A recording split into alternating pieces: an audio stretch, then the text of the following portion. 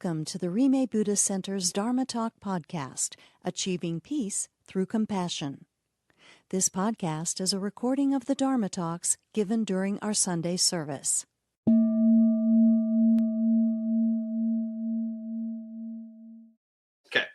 Okay. So today the topic of my Dharma Talk is karma, causes and results. Okay.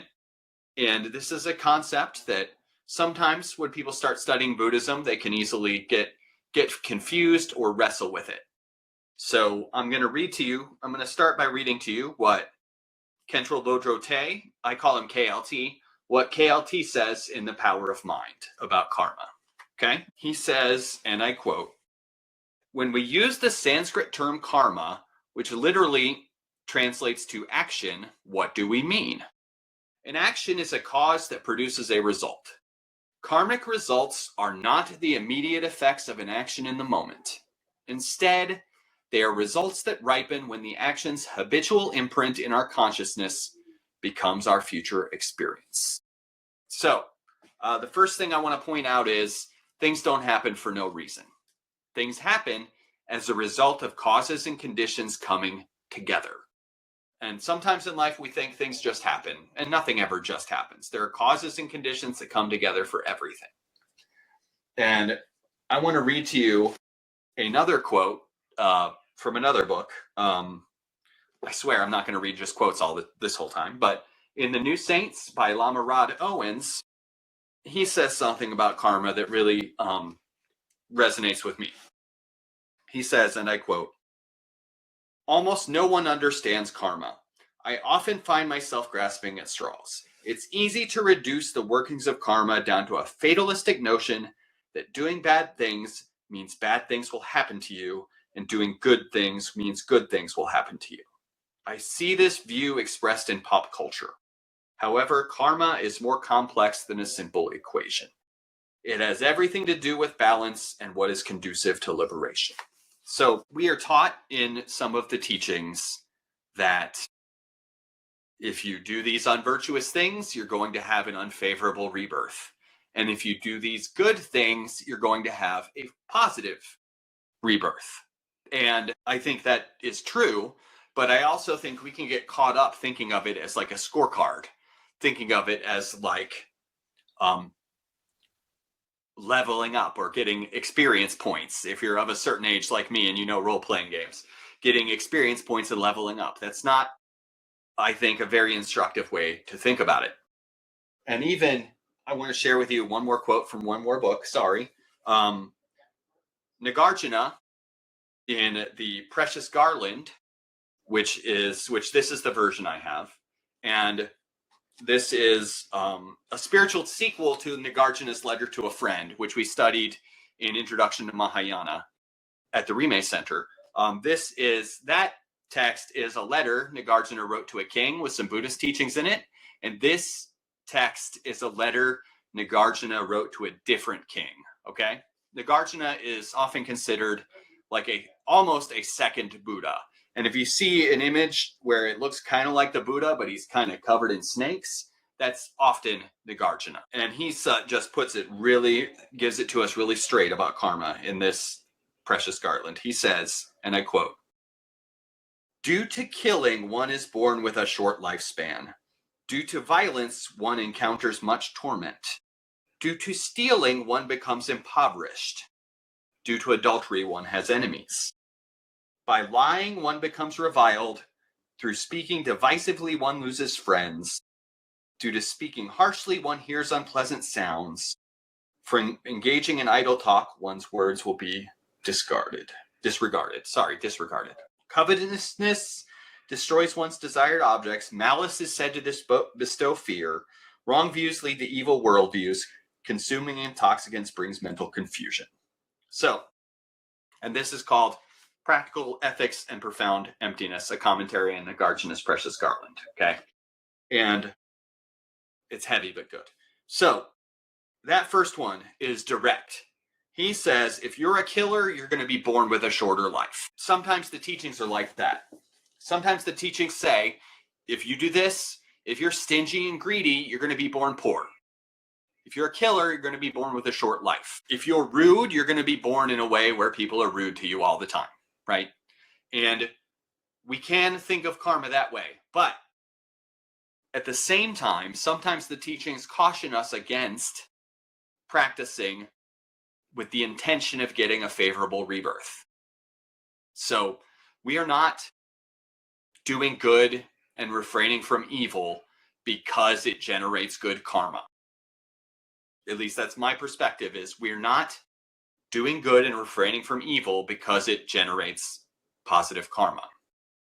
We're doing these things because that's what bodhisattvas do. We're doing good works because that's what bodhisattvas do, not because it brings us merits and benefits, okay? And also, like, of course, we know some of these are real good advice about this life, right? Through speaking divisively, one loses friends. Well, I know that's true. Covetousness destroys one's desired objects. Malice is said to bestow fear, right? These are things that, like, obviously, if we have if you gossip all the time, people don't trust you, right? We are held in a worldly way. We're held accountable for our actions sometimes. And I don't know about you, I've had the experience where I'm making a bad decision and I know it's a bad decision and the negative results in my life here and now are predictable, but I do it anyway. I've had that experience, and I think that's one of the things my mindfulness practice has brought me, is the knowledge when I'm making a mistake, but sometimes not the determination to avoid the mistake. And I hope that's relatable. But, and then it's like, oh, look, the consequences of my own actions are here, right? I feel so troubled by the consequences of my own actions. That happens. And we can't lie to ourselves. My feeling is, on this path, we can't lie to ourselves as sincerely as we did in the past. So I can't tell myself, oh, I didn't know that was a bad choice. I did. Okay, I did. So I'm going to read to you one more quote from KLT, The Power of Mind. And this is what I really am interested in talking more about. Okay?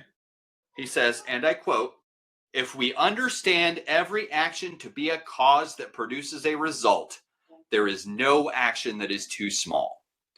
Every act should be considered a decision, and we should be conscientious as we decide whether to engage in an action or refrain from it. Never underestimate an action or disregard it because it seems insignificant. No action goes unaccounted for." End quote. I love that. We can see the world as if everything we do matters. We can see the world as if some things we do matter, or we can see the world as if nothing we do matters. I agree with KLT. I think everything we do matters.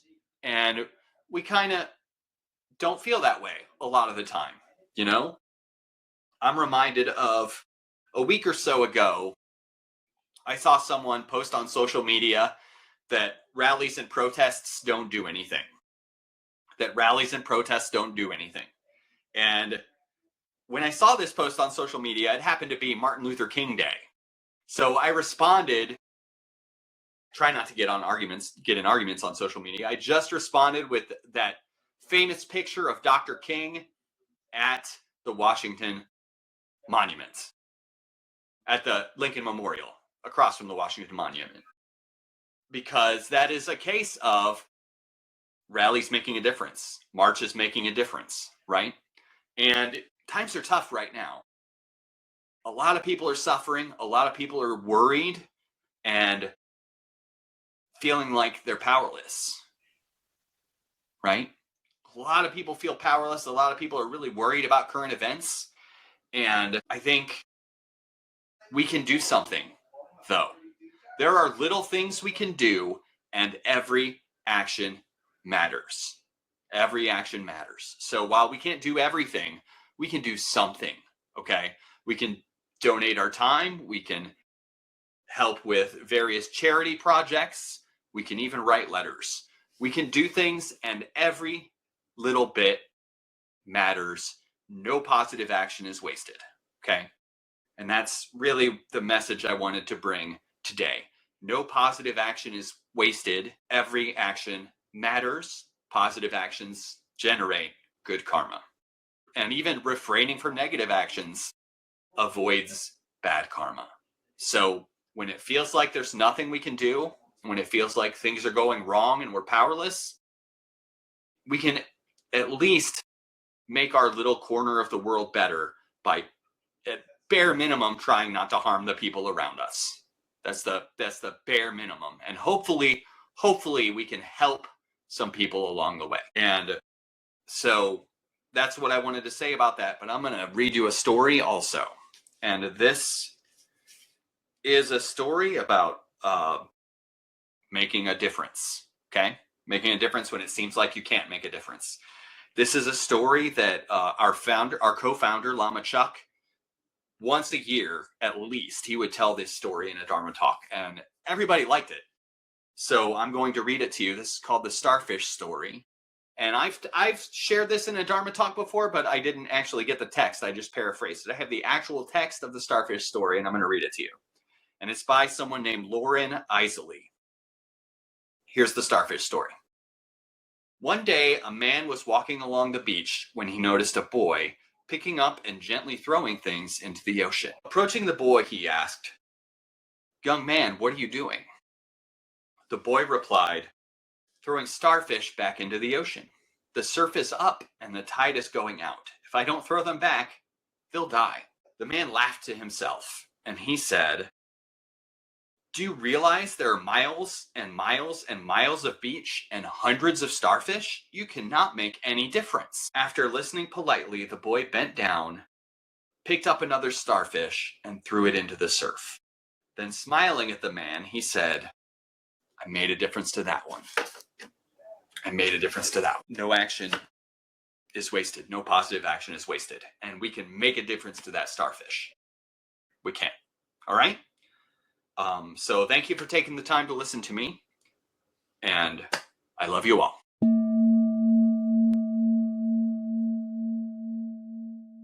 Thank you for listening to the Rime Buddhist Center's Dharma Talk podcast. Music was provided by Barefoot Bran Music. Please consider supporting the Rime Buddhist Center by making a donation at our website at www.rimecenter.org/donate.